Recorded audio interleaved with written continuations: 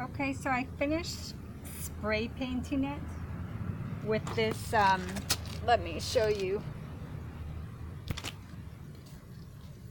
with this rust enamel, and I let it sit for over 20 minutes. So it's all gray.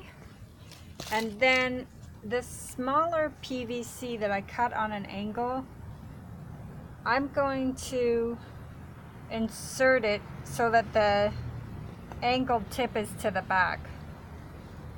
Now I did spray this rust enamel down into the pipe a little bit because it's rusted. Of course I can't get it all the way down, but that makes me feel a lot better that I took the time to do that, because if I'm gonna seal it all up, to have rust in there and water contacting it is just, you know, not a quality repair. And yes, it took a lot of time to get that foam out and undo everything, but it's for the best that I invest that time into it.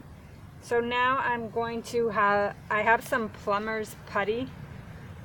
So I'm just gonna put it around the top edge here, and then I'm gonna finish it up with a epoxy, and I'm really hoping that seals it and does the trick.